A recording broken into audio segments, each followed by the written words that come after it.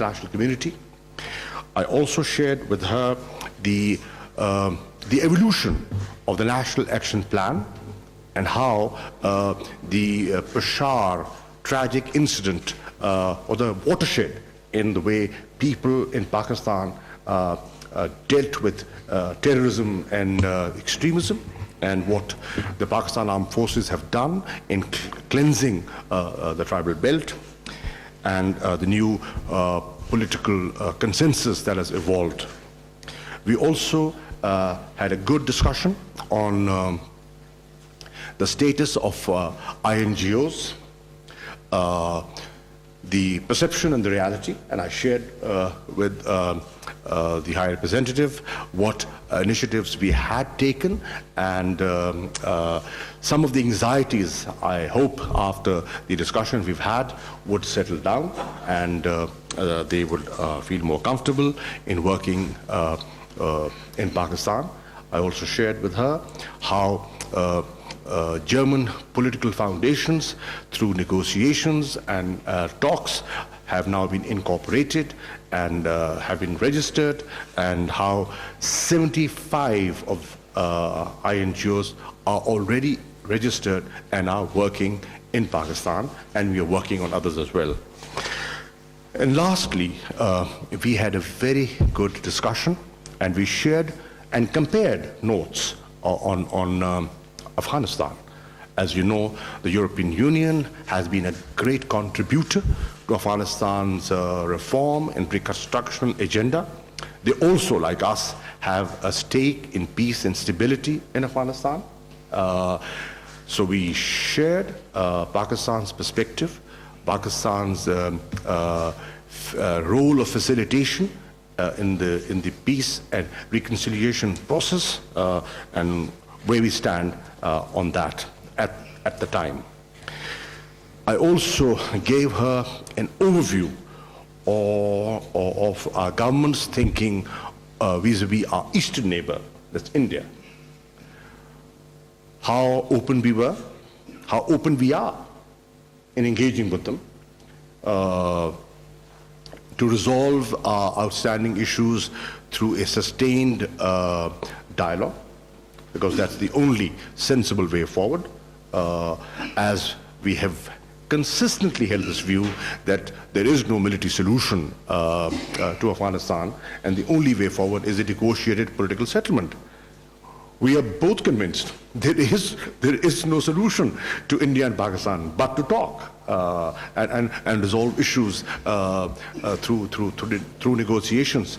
Can two atomic neighbors even think of going to war? It's madness. And Pakistan has demonstrated restraint, a measured response, and immediately after being aggressed upon, the steps we took to de-escalate, the world is not oblivious of the steps we have taken, the release of the captured pilot, immediate release of the captured pilot, the unilateral decision to send our High Commissioner back to Delhi, and the decision to re-establish the hotline between the military directorates. These are all steps towards de-escalation. I also shared with her the desire of this government to open up on liberalization of visas, how we want to open up this country to foreigners, invite them to Pakistan, and the Kartarpur corridor. The impact that initiative is going to have on building confidence between two neighbors was also discussed. We also discussed Iran, and as you know, the Europeans and the European Union have a somewhat different perspective from the US on Iran. So we discussed the Iranian situation and how important Iran is for Pakistan, being our neighbor, and how important it is to achieve peace and stability in Afghanistan. So, ma'am, thank you for coming. I wish you could spend more time, but I hope there'll be more opportunities of interacting with you. Thank you. For sure. Thank you very much for inviting and for receiving me with such a warm welcome and such a productive discussion we've had this morning. I am very pleased to be in Islamabad. It's the first time I visit here, and I am glad to be here for this. That is the fourth session of the strategic dialogue between Pakistan and the European Union, but an exceptional one, because as you said, we agreed today our new strategic engagement plan that gives us an even more solid foundation for our partnership, expands the areas of cooperation, puts no limits in terms of timing, and I'm sure will constitute, as you said, a sound architecture for EU-Pakistan relations and cooperation in the years to come. So I'm very much looking forward to welcoming you in Brussels for the signature of this agreement that we have finalized today. As you said, we had very fruitful discussions on a variety of topics. For the sake of time, I would not touch upon them all. I would just highlight a couple of them.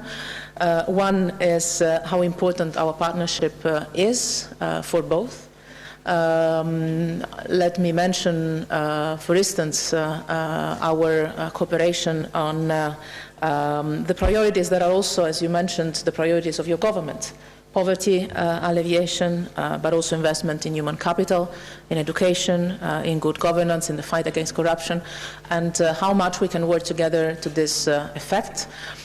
Trade, for instance, with the European Union has doubled from Pakistan in the last few years. The European Union is now the first export market for Pakistan.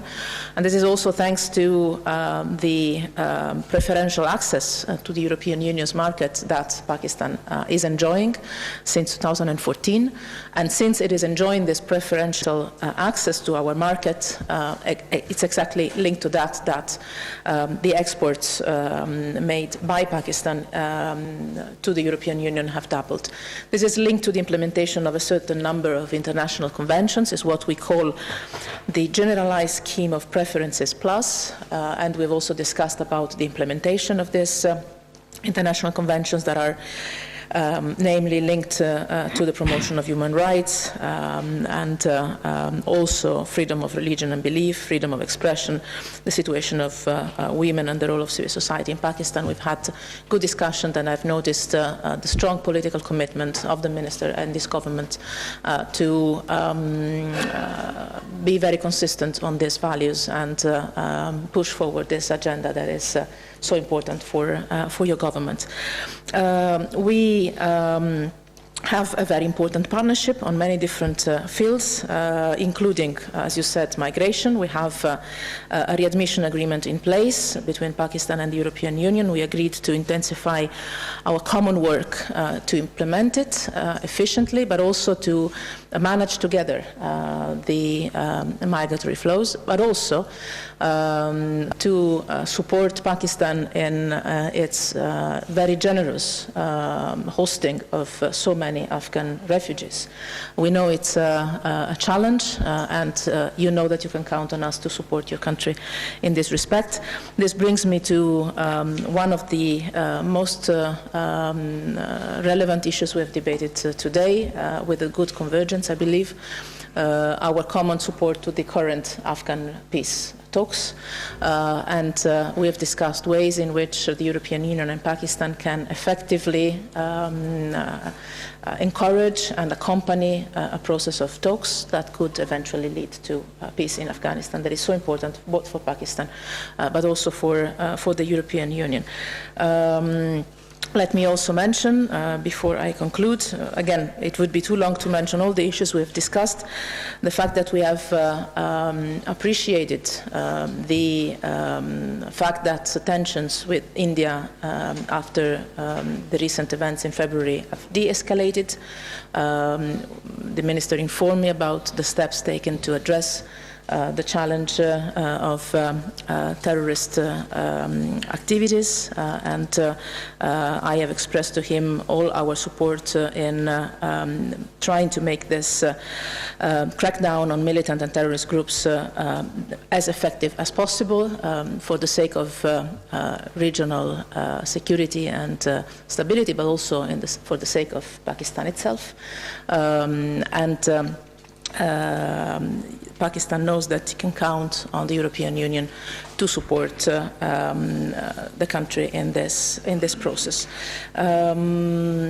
I would like to end on a sad note. I would like to express my condolences and my sympathy, first of all, to those who are suffering from the severe drought that is affecting large parts of southern Pakistan, but also to the families of the victims of the terrorist attack that took place in New Zealand some 10 days ago. I know that 9 of the victims were of Pakistan nationality, and as we expressed our full solidarity and sympathy with the authorities of New Zealand, I want to express our condolences and sympathy to the families of the victims, and also to the Pakistani authorities for this loss, because for us it has been a terrible terrorist attack.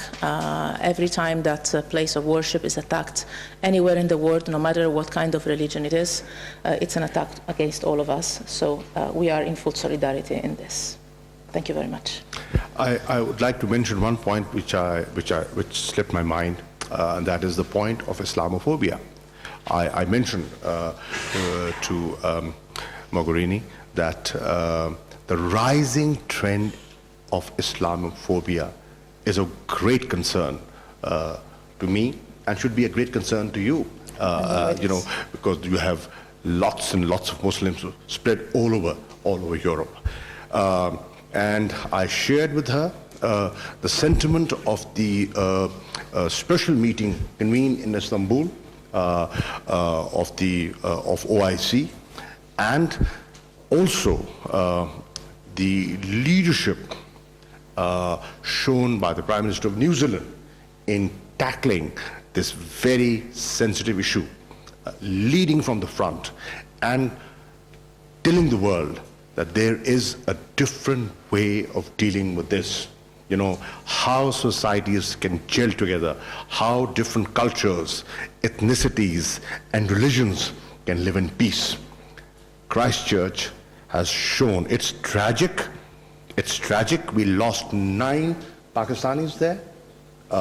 We mourn them, yet it has shown to the world that how societies and leaders with a vision can overcome difficulties. Thank you very much, Excellencies. We have time for 2 quick questions. Please identify yourself and your institution. Hello, this is Mehvish Azam from Associated Press of Pakistan. Sir, my question is from you. What is the current status of Pakistan-EU trade relationship? And also, what steps do you think Pakistan can take to increase the relationship between Pakistan and EU member countries? Thank you. As the High Representative mentioned, that because of the GSP Plus concession, that they were magnanimous in giving to Pakistan, our trade has doubled from 2013. And we, in fact, have not been able to utilize the facility to its maximum because of our, domestic issues, and we did not have enough of an exportable surplus to throw up. But this government is very keen to enhance its exports and to fix the trade deficit. This facility is available to Pakistan till 2023, and the government lasts till 2023. The term lasts till 2023. So we are going to ensure that we utilize that facility to its maximum and increase as many exports and generate as many jobs as we can for Pakistanis, the youth of this country that needs employment. So trade is moving in the right direction, but there's a lot of potential. And with other EU member countries, our trade is picking up. our investments are picking up. I would mention two very important European companies, Renault and Volkswagen, that have taken a major decision for major investments in Pakistan, and there are many more to follow. One last question, please.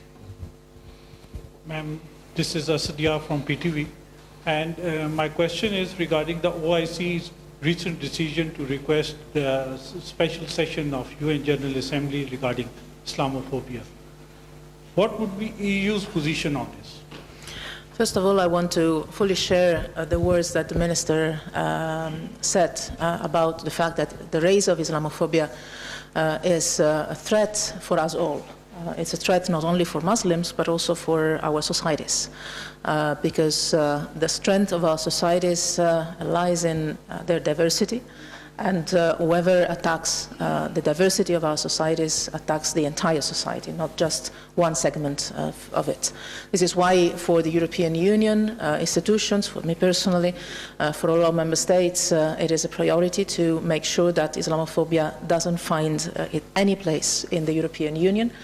This is why I fully share your words about the leadership shown by the Prime Minister of New Zealand in addressing the terrorist attack that took place 10 days ago there. And this is why the European Union was represented at the last meeting of the OIC to tackle Islamophobia. And obviously, we are more than willing to cooperate with our partners, not only in the OIC, but also in the UN framework, to make sure that not only Islamophobia, but any kind of attacks on anybody, especially on the basis of his or her religion or belief or non-religion, finds no place in our world. So we will be considering. साथ ही साथ ये भी कहा कि तिजारत, सरमायाकारी, governance, कानूनी अमूर पर गुफ्तगू हुई है। यूरोपीय यूनियन और पीटीआई हुकूमत की पॉलिसियों में मुमासलत पाई जाती है, ये कहना था वज़ीर ख़ारजा शाह महमूद कुरैशी का। जबकि यूरोपीय यूनियन की नुमाइंदा खुसूसी ने ये कहा कि पाकिस्तान ने इलाकाई अमन व इस्तेहकाम के लिए दहशत गर्दी के खिलाफ इक़दामात किए हैं।